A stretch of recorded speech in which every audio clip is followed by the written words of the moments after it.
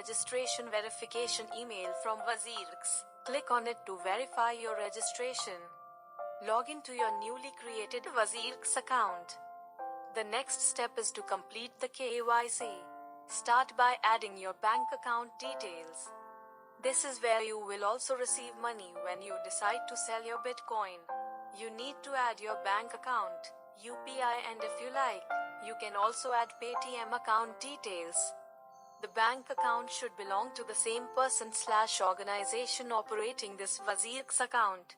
You may only add one bank account. Click on Next. In the next step, you need to update your documents for the KYC. Here are the documents that are required.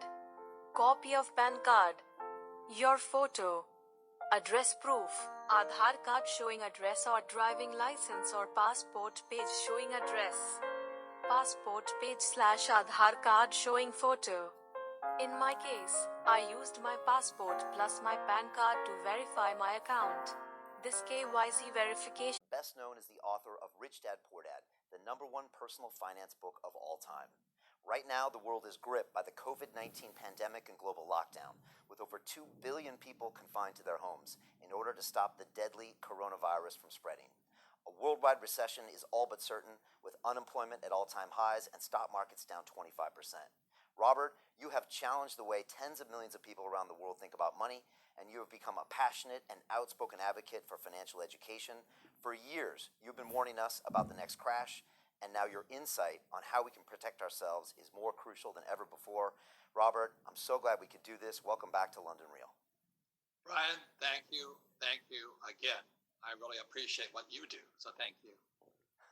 Well, we've been having some really interesting conversations lately. Just to bring people up to speed, we're at nearly 1 million people infected worldwide. And you know me, Robert, I came for the hard talk today, not the happy talk, and that's you. Less than a year ago, you were sitting here in the studio blowing up a balloon and popping it with a pin and talking about this upcoming crash and how we prepare for it. Now it's happening. I would love to get into what you're seeing also through all of your tens of years of experience. But first off, maybe we talk about the virus itself right now, because you're kind of the target market for this thing, and yet you see so much more that this virus has implications for. Is that right? Absolutely. This coronavirus is bigger than 9/11 or Pearl Harbor or anything we've ever seen before. And on the biggest picture of all, the coronavirus and the coming crash, financial collapse possibly, marks the end of the industrial age and the beginning of the information age. It's a very big move. And the people that are in trouble today are people still stuck in industrial age thoughts. And let me give you an example. The reason London Real and Brian Rose is doing so well is you guys moved on. I moved on. Rich Dad moved on years ago. The people that are having a hard time are called BBC, NBC, CBS, because they're still industrial age, and they're going to get crushed. So that's why I'm very happy to talk to you. I love your program. I love your guest, because we've moved on. The people that are struggling financially haven't moved on yet. So that is my message. That is your message. It's time to move on. So being target market for coronavirus. Look, let me give you my health problems here. I've had pneumonia 3 times. I've had malaria. I've had open heart surgery. I've had cancer. Now, that's the bad news. You know what the good news is? I'm aware I had to become healthier. I don't want some vaccine to protect me. It's my responsibility to protect myself. And that's what you do with all your running and things like this. So that's all it is to me. Now, if you're in trouble today, my message is not so kind. This is hard talk, not happy talk. The crisis is in your head. Now, that's the bad news. The good news, you can change the crisis by changing what's inside your head.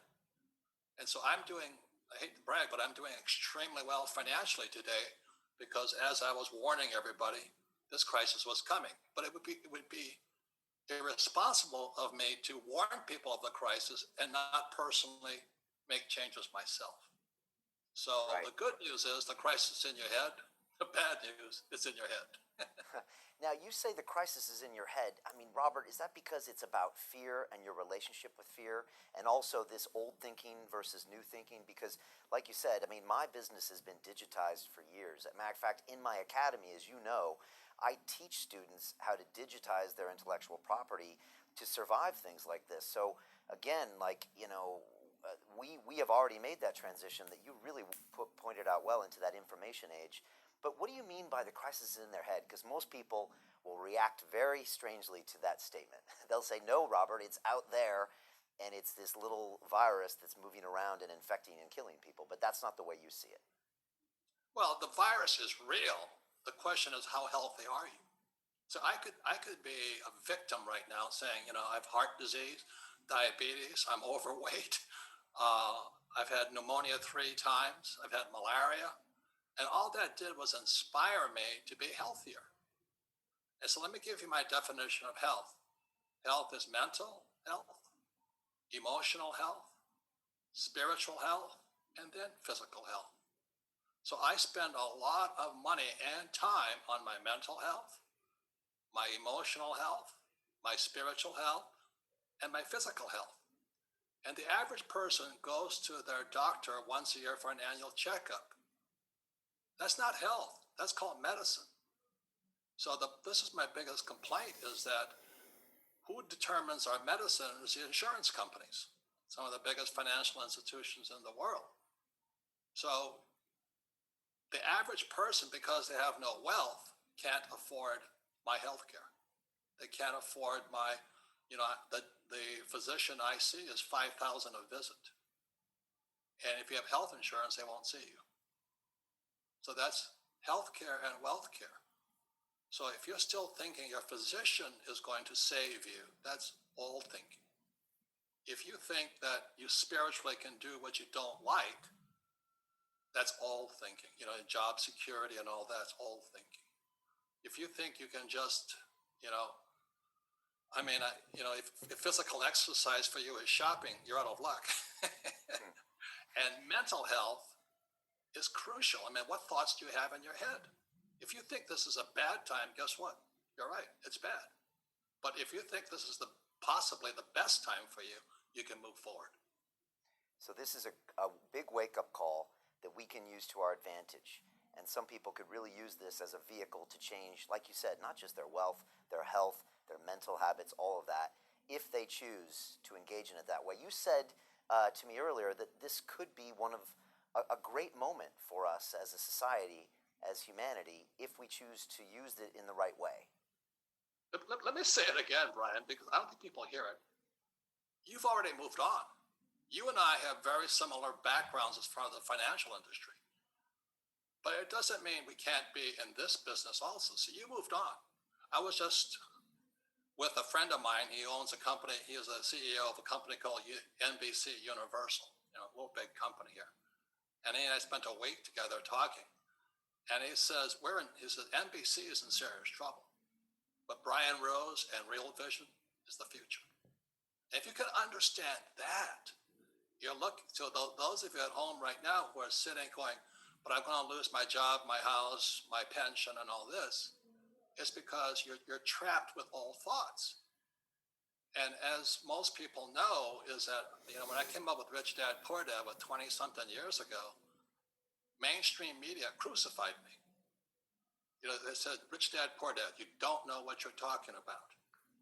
I said, the rich don't work for money. Savers are losers. Your house is not an asset.